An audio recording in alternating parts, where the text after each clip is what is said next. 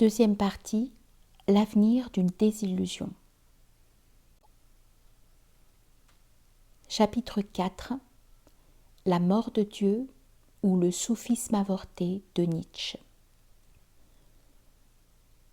Dieu est mort. Cette célèbre expression n'est pas sous la plume de Nietzsche à prendre au pied de la lettre. Car même s'il est question de mort, c'est loin d'être celle de Dieu qui est par essence immortelle. Nietzsche décrit un événement décisif pour l'avenir de l'humanité, celui de la disparition de la croyance en Dieu, non pas de la transcendance. Cette évaporation de la foi en Dieu, Nietzsche la rend palpable avec des images frappantes. Mer vidée, horizon effacé, terre désenchaînée de son soleil. Nous le citons. L'horizon nous semble enfin redevenu libre. Même s'il n'est pas limpide, nos navires peuvent de nouveau courir les mers, courir à la rencontre de tous les dangers. Toutes les entreprises risquées de l'homme de connaissance sont de nouveau permises. La mer, notre mer, nous offre de nouveau son grand large. Peut-être n'y eut-il jamais encore pareil grand large. Fin de citation. L'homme se retrouve ainsi devant une lourde responsabilité. Créer une nouvelle civilisation en s'appuyant uniquement sur son génie. Cette mort de Dieu dans la conscience de l'individu se traduit d'ailleurs par un double sentiment chez Nietzsche, celui de la liberté, car l'horizon sera enfin dégagé, et celui de l'inquiétude, car le monde sera sans repère. Elle laisse place à une liberté inquiétante, vertigineuse, qui risque de conduire l'humanité dans l'errance la plus totale et la précipiter dans le vide infini. Il ne s'agit donc nullement d'une heureuse nouvelle, mais d'une information sérieuse, grave, qui ne ressemble en rien, comme le souligne Étienne Gilson, à l'athéisme insouciant des places publiques, à cette foule dite nietzschéenne faite d'athées à bon marché. Il faut sortir de ces lieux communs qui réduisent la pensée nietzschéenne à un athéisme facile, récusant toute idée de divinité. Rien de plus léger que de voir en lui un immanentiste absolu, exaltant sans limite les forces vitales de l'homme. Nietzsche n'est pas hostile au divin, bien au contraire, mais à une certaine idée de Dieu. Encore une fois, il convient de préciser que sa célèbre formule devenue publicitaire n'exprime en rien un athéisme dogmatique et belliqueux, car sa critique, notamment dans l'Antéchrist, est relative à une certaine conception de la divinité. Elle ne ferme donc pas la porte aux interrogations sur Dieu. Le climat dans lequel est annoncée la mort de Dieu, dans le Gai Savoir, ressemble à un tremblement de terre. C'est l'angoisse et la panique à bord du navire de l'humanité. La crise y est même insupportable. Le ton du discours et les exclamations répétées reflètent ce vertige existentiel dont souffre Nietzsche. Dieu est mort, et c'est une grande perte pour l'humanité. Il en est parfaitement conscient et ne s'en réjouit pas, loin s'en faut. Paradoxalement, c'est Dieu qu'il cherche, et cette quête du divin traverse en filigrane l'ensemble de son œuvre. Elle apparaît dans chaque silence que recèlent ses aphorismes. Heidegger dira à juste titre que Nietzsche est le dernier philosophe à avoir cherché Dieu avec passion. Cet homme, à la dense moustache qui pendait sur les lèvres, éprouvait au fond une soif intarissable de transcendance. En effet, dans le Gai Savoir, on voit apparaître un étrange homme qui allume une lanterne en pleine matinée, dans la clarté du jour, et qui court comme un fou dans le marché, en criant « Je cherche Dieu, je cherche Dieu ». Nietzsche était ivre de Dieu. On le prit pour un fou, affirme le penseur indien Muhammad Iqbal. Mais Nietzsche aspire à une divinité particulière, un Dieu qui saurait danser. Quelle est donc cette idée de Dieu que Nietzsche combat ? Le Dieu ennemi de la vie et du corps, celui qui s'affirme contre une partie du réel, faisant ainsi obstacle au plein accomplissement de l'homme. Ouvrez les guillemets. La vie, dit-il, prend fin là où commence le royaume de Dieu. Fermez les guillemets. La critique nietzschéenne se limite à une forme de croyance en particulier, celle qui trouve sa signification dans le dénigrement de l'ici-bas, dans le mépris des aspirations du corps. En fait, le philosophe allemand s'en prend à une forme d'ascétisme funeste qui transforme l'homme en un cadavre vivant. Dois-je, en tant que croyant, renoncer aux jouissances de ce bas monde ? Mon corps est-il la cible de ma foi ? La pauvreté, la misère, la fatigue sont-ils synonymes de piété ? L'au-delà s'oppose-t-il à l'ici-bas ? Faut-il renoncer au monde sensible pour planer dans un univers purement spirituel ?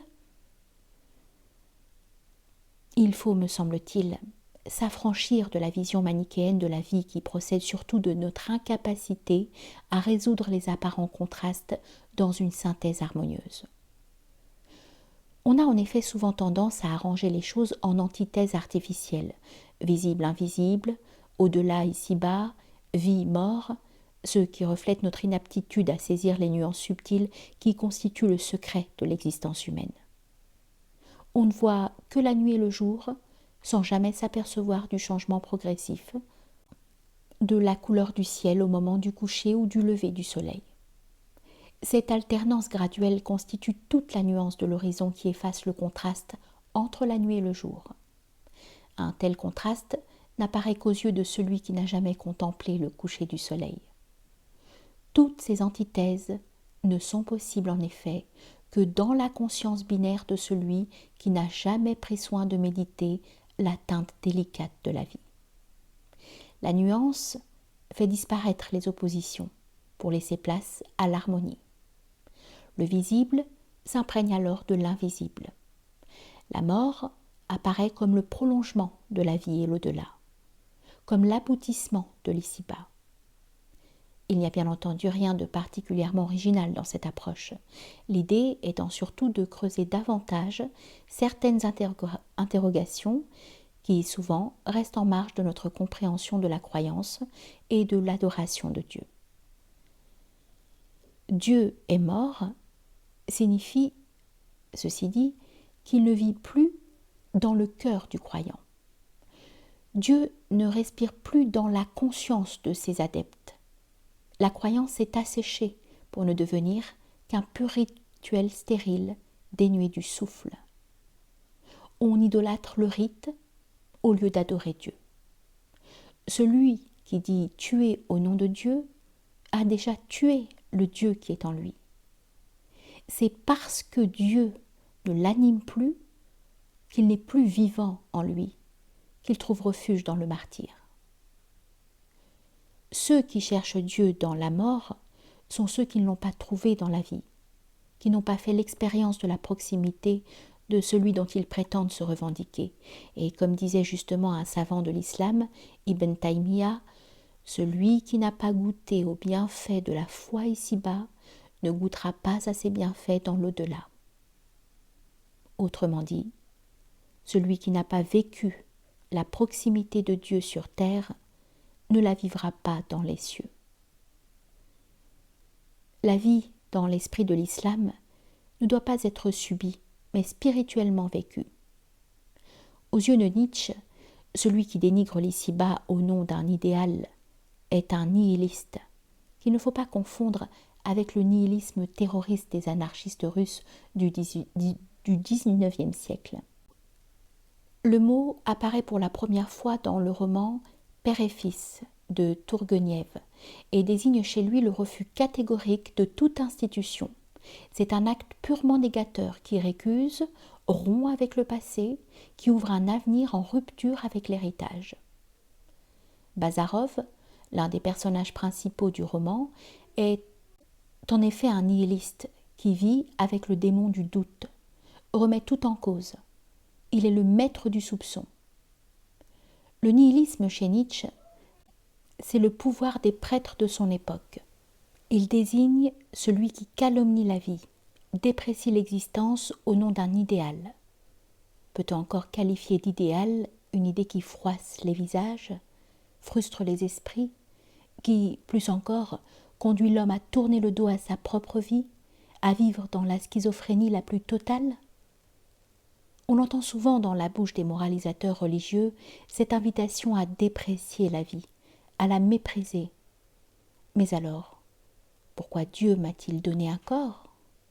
C'est cela au fond que Nietzsche récuse, une foi qui offense le corps, qui n'a les yeux tournés que vers le ciel. L'entreprise philosophique de Nietzsche consiste donc à déconstruire tous ces idéaux, que lui appelle idoles, qui ne reconnaissent aucun bienfait à la vie, parce qu'elle ne serait que tromperie, illusion.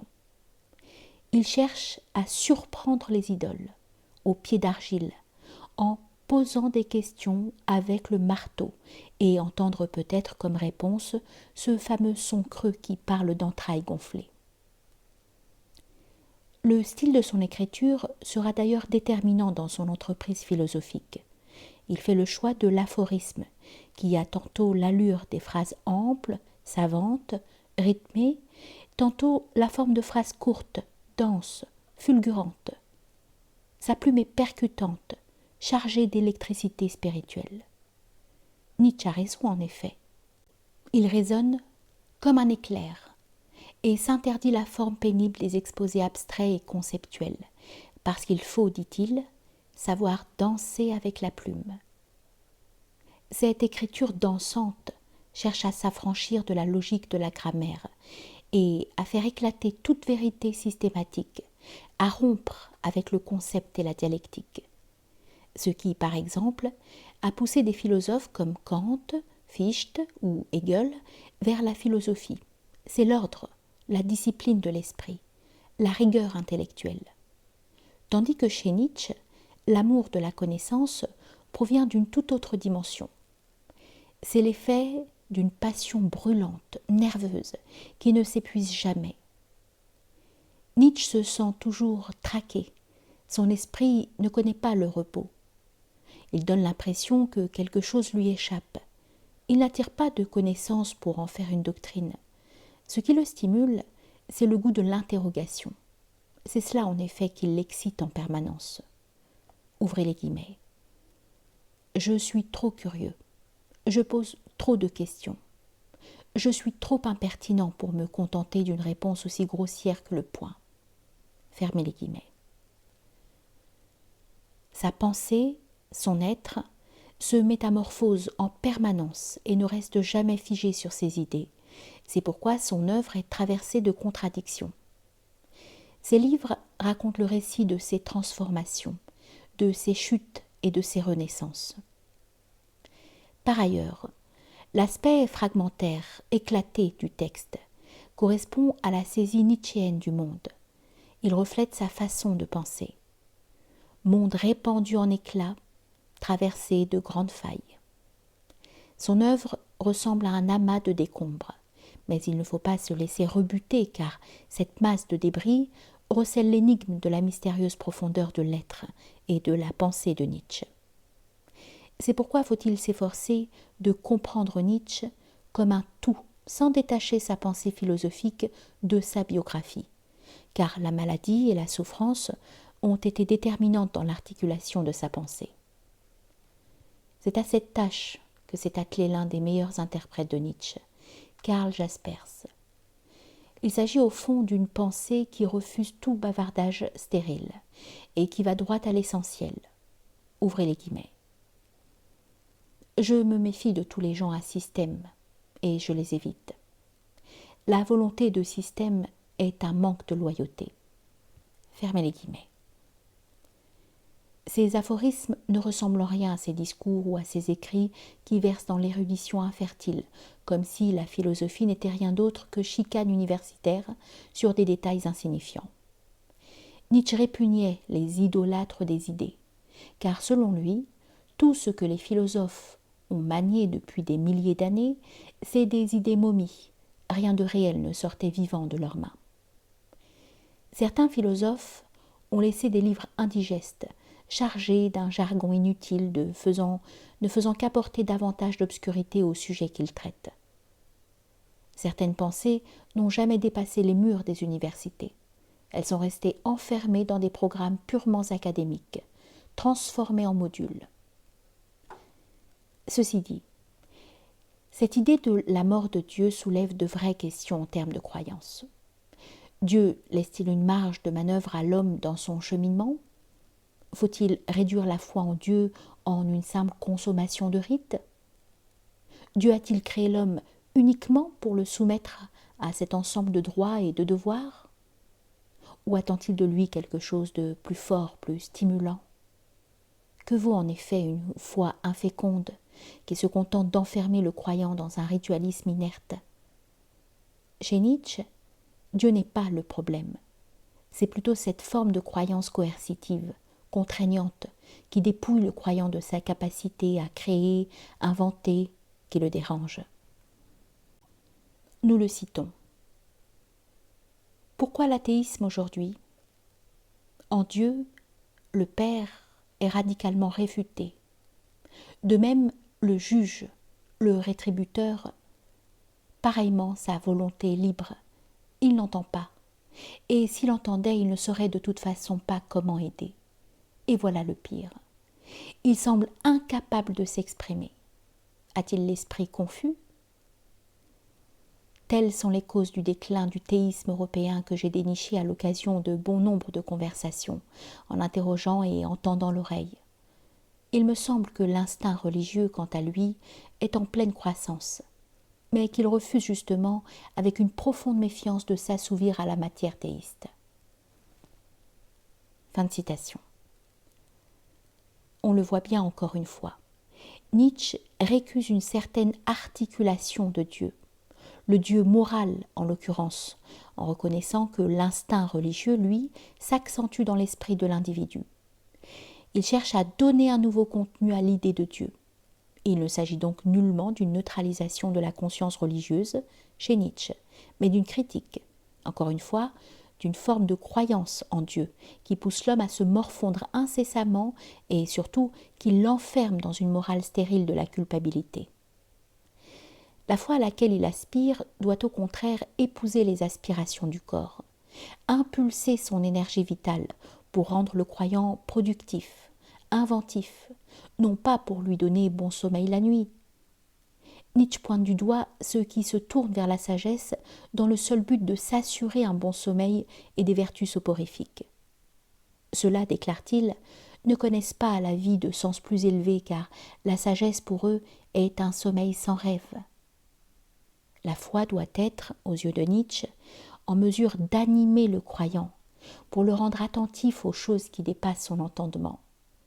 C'est une lumière intérieure qui, par l'intensité de son rayonnement, affranchit le croyant de son conditionnement pour le projeter au-delà du cadre a priori de l'espace et du temps qui le détermine. Prier permet en effet au croyant de puiser dans la proximité créatrice du divin la force de la transformation intérieure.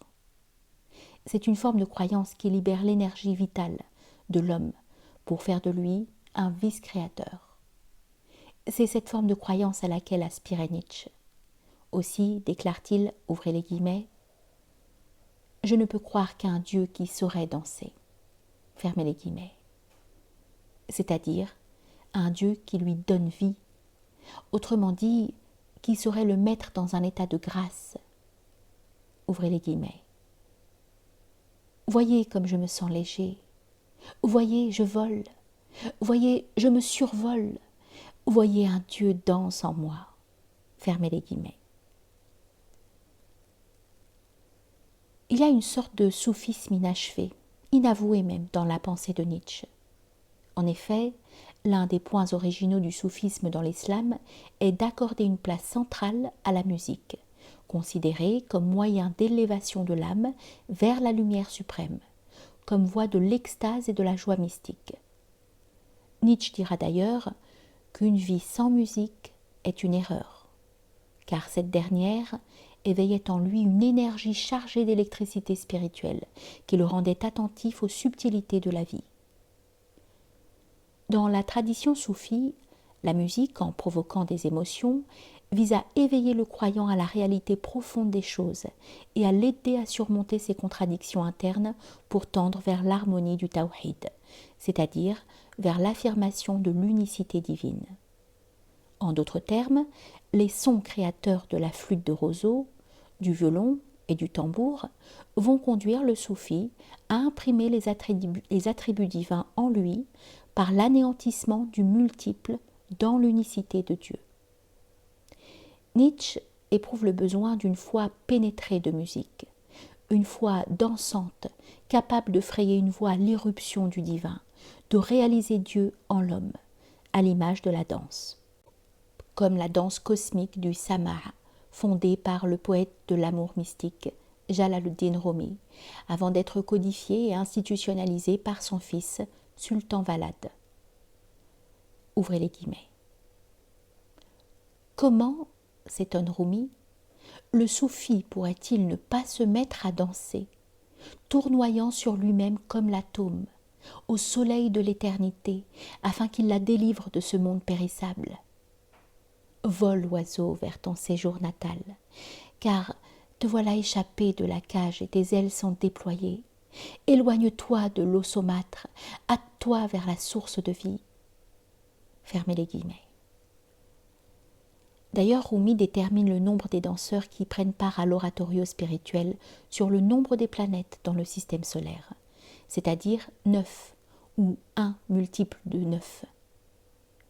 L'auteur du Mathnawi profitait de la moindre opportunité, du moindre son qui vibrait autour de lui pour se mettre à valser et à trouver l'extase dans la danse, plus clairement, à retrouver Dieu dans l'extinction de soi. En effet, le Mathnawi s'ouvre par un poème qui chante la douleur de la séparation de l'homme et de Dieu. Et toute l'aventure spirituelle qui traverse son œuvre consiste à retrouver l'unité, à actualiser le sens du tawhid, c'est-à-dire de l'unicité divine. Car chaque âme est déchirée par la séparation d'avec Dieu et ressemble à ce sensible tronc d'arbre de la mosquée du prophète qui se mit à sangloter lorsque ce dernier lui substitua comme support pour son prêche une chaire. La foi prend ainsi un tout autre sens. Elle s'apparente à une mélodie sur laquelle le croyant doit ajuster ses pas pour entrer en symbiose avec la lumière intérieure qui l'anime. La foi est donc plus qu'une affaire de droit et de devoir. C'est une question d'harmonie. Les soufis ont souvent emprunté le chemin de la poésie et de la musique pour éveiller le divin en l'homme. Ouvrez les guillemets. L'écoute de la musique et du chant, écrit Éric Geoffroy, a pour effet de réactualiser le pacte originel, de faire résonner en lui la parole primordiale. Ne suis-je pas votre Seigneur ? Fermez les guillemets. C'est aussi par la poésie et la musique que Nietzsche tente de stimuler le Dionysos qui est en lui. Aussi ne peut-on qu'être frappé par l'élan mystique qui traverse l'œuvre de Nietzsche. Cet aéronaute de l'esprit n'accordait de la valeur qu'à ce qui bouleverse l'être, le pousse à s'aventurer au-delà des apparences pour percer les mystères de la vie.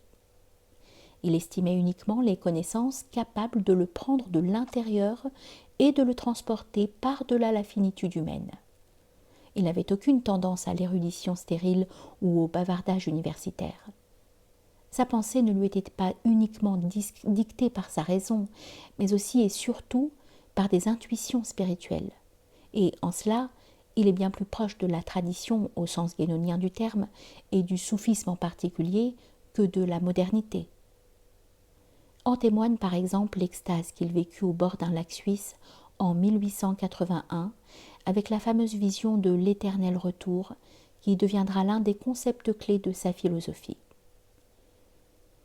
Dégoûté par les ravages de la modernité, il affirme en faveur de la tradition, ouvrez les guillemets, ce qui est aujourd'hui le plus profondément attaqué, c'est l'instinct et la volonté de la tradition. Toutes les institutions qui doivent leur origine à cet instinct vont contre le goût de l'esprit moderne. Fermez les guillemets. Ailleurs, il prophétise le retour au grand jour de la tradition, à laquelle s'est attelé avec grand soin René Guénon, comme source de désillusion par rapport aux chimères de la modernité. Ouvrez les guillemets. Principe. Il y a quelque décadence dans tout ce qui annonce l'homme moderne, mais tout près de la maladie se trouvent des signes d'une force inemployée et d'une potentialité de l'âme. Fermez les guillemets. Un lecteur attentif percevra donc très vite l'empreinte religieuse qui transparaît dans son apparent et relatif athéisme, lequel, curieusement, s'exprime par la bouche d'un prophète, Zarathustra, avec des aphorismes qui ressemblent aux sentences des écritures bibliques.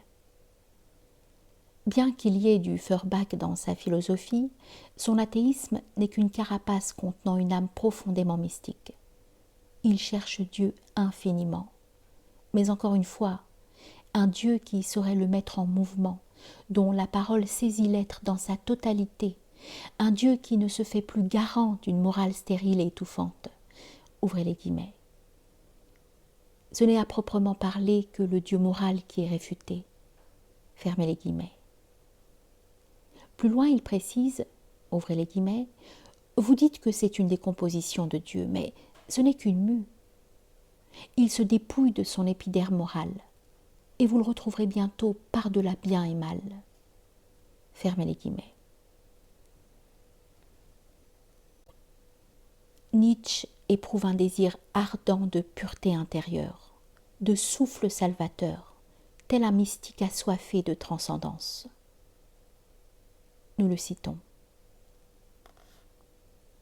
Mon humanité est un continuel dépassement de soi, mais j'ai besoin de solitude. J'entends de convalescence, de retour à moi, du souffle d'un air léger qui joue librement.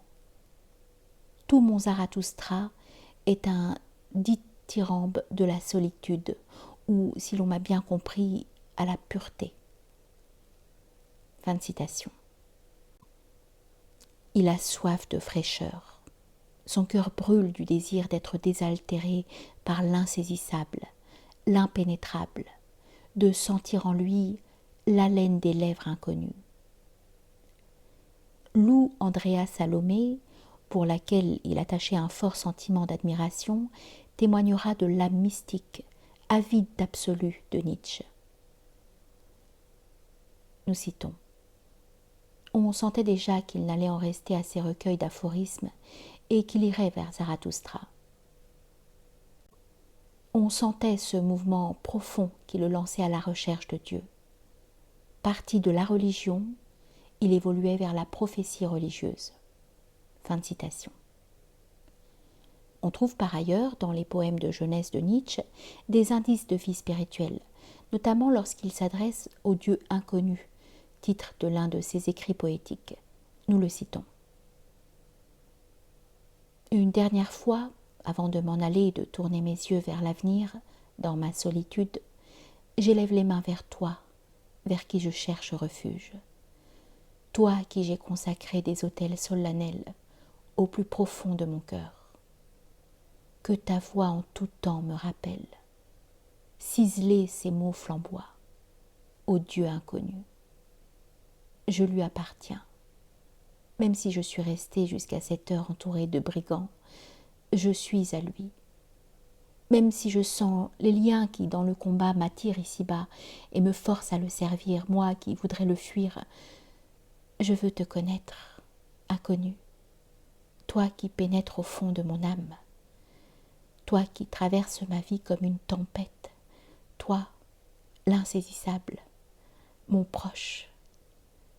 Je veux te connaître, je veux te servir. Fin de citation. La conception nietzschéenne de Dieu va impliquer une certaine idée originale de l'homme, qui est celle du surhomme. Nous citons. « Je vous enseigne le surhumain », déclare son Zarathustra. « L'homme n'existe que pour être dépassé. » Fermez les guillemets. Qu'est-ce que le surhumain ? Nietzsche répond par la bouche de Zarathustra. Nous citons. c'est le sens de la terre. Que votre vouloir dise, puisse le surhumain devenir le sens de la terre. Je vous en conjure, ô mes frères, demeurez fidèles à la terre et ne croyez pas ceux qui vous parlent d'espérances supraterrestres. Sciemment ou non, ce sont des empoisonneurs. Ce sont des contenteurs de la vie, des moribonds, des intoxiqués dont la terre est lasse. Qu'ils périssent donc. Blasphémer Dieu était jadis le pire des blasphèmes, mais Dieu est mort avec lui ces blasphémateurs. Désormais, le crime le plus affreux, c'est de blasphémer la terre et d'accorder plus de prix aux entrailles de l'insondable qu'au sens de la terre. Fin de citation. Le surhomme est donc celui qui glorifie la vie, celui qui puise sa force vitale dans la puissance créatrice de Dionysos. Il est l'exacte antithèse des moribonds, intoxiqués, empoisonneurs, c'est-à-dire ceux qui n'ont pas d'appétit pour la vie et ont un mépris total pour la terre. Ce sont, en d'autres termes nietzschéens, des hommes du ressentiment, des décadents.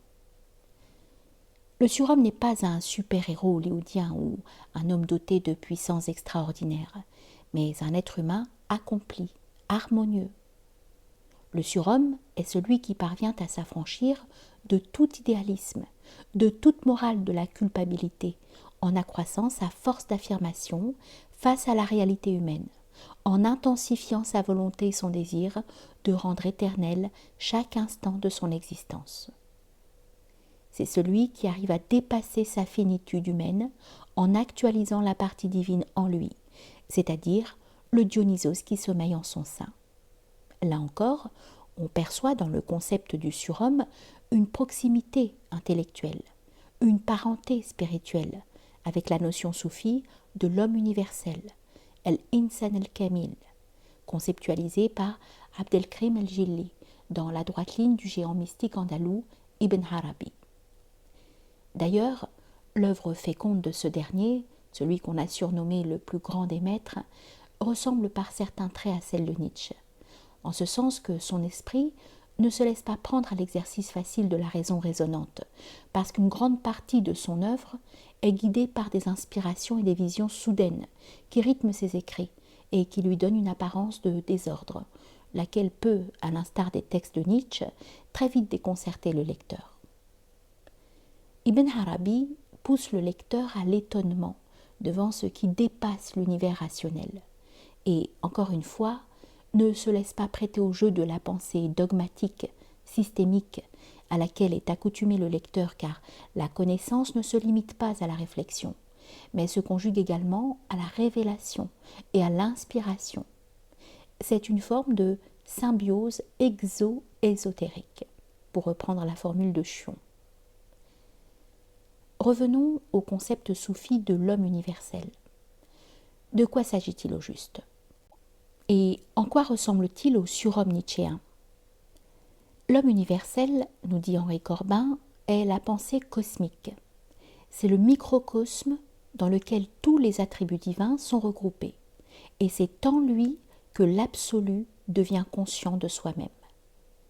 Il s'agit en d'autres termes d'une sorte de miroir qui réfléchit la force divine qui transparaît dans la création.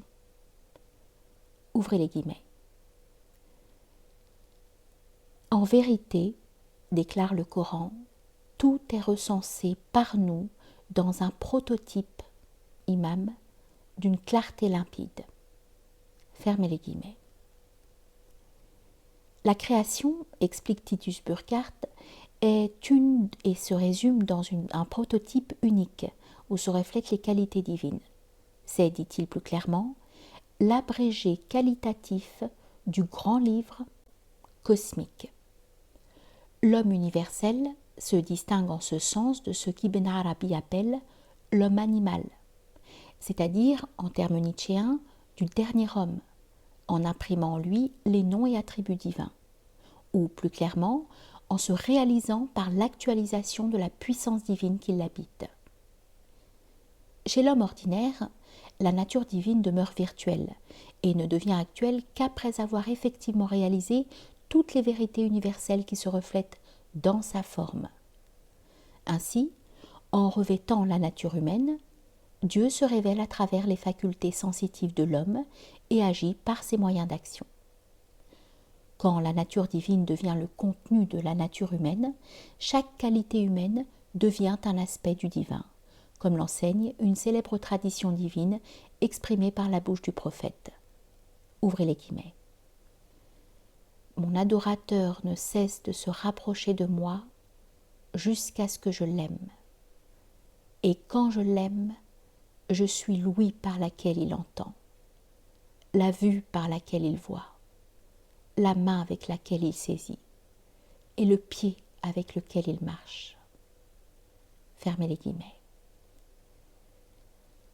Ainsi, le soufi est celui qui a anéanti sa condition d'homme pour laisser place à l'irruption du divin, celui qui, en d'autres termes, s'est vidé de lui pour laisser place à Dieu. À l'instar du fameux Hallaj qui proclamait dans les rues de Bagdad « Je suis la vérité, je suis Dieu ». Ceci lui a coûté la vie parce qu'on a vu en cela sacrilège, profanation de la foi musulmane. Louis Massignon a fourni une interprétation bien plus subtile de cette déclaration célèbre de Hallaj, laquelle, à ses yeux, aurait été mal comprise. Elle exprime en réalité un sentiment d'humilité davantage qu'elle ne traduit un déni de Dieu. Je suis Dieu signifie je ne suis plus rien et seul Dieu est.